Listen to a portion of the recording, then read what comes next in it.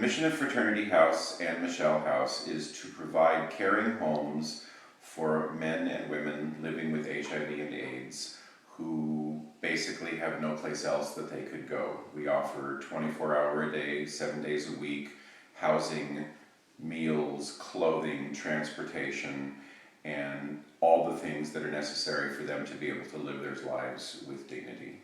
How about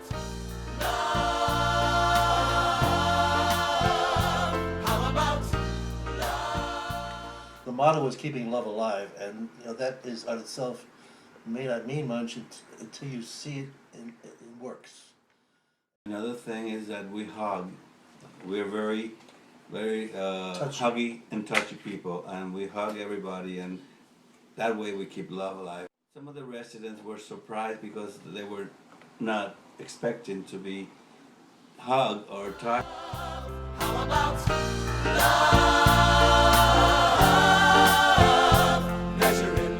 a lot of our residents currently are coming to us either from the street.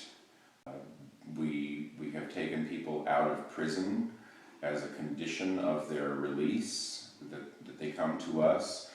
They have come to us from treatment programs, for addictions of various sorts, and the ability to give them a place to call home and to see the transformation in their lives has just been amazing.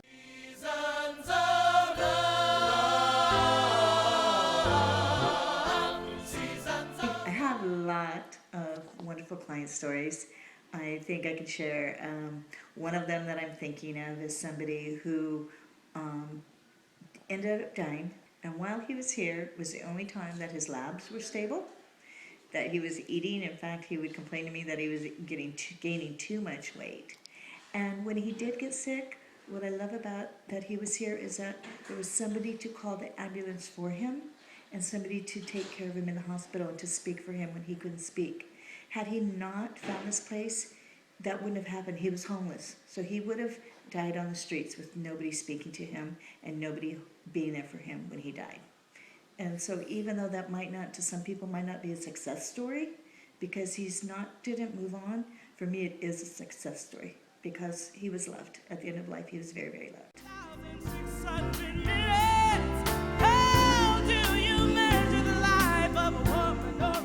Before I came here, I wasn't on meds. I didn't have any medical insurance.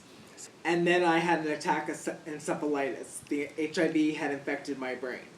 So then I was in the hospital for 3.5 months. I feel like I have a family here. And I think that they really prep you to, if you want to move out, eventually to move out. It really makes a difference that there's people that are informed, because that's what I didn't have before. I didn't have resources.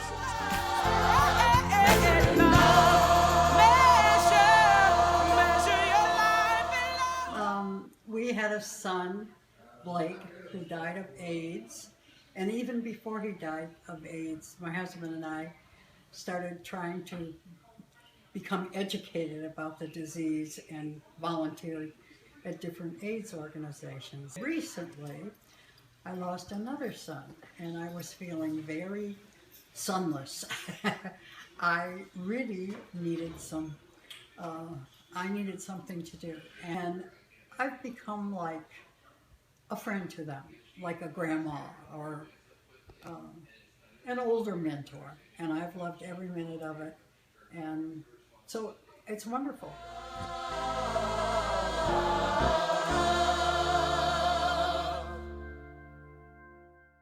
We have always said that we will be here until there's a cure, and our goal is to do just that. I think in the longer term, what we need to look at is bringing on someone who can work more closely with our residents on their ability to return to independent living. We've talked about and have a plan for bringing on a manager in a position which we've called MEND, Project MEND.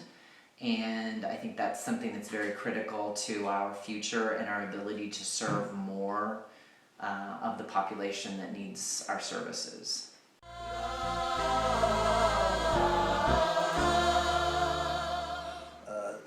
sign in fraternity house that says expect miracles. And we do expect miracles. And we're very rarely are we disappointed.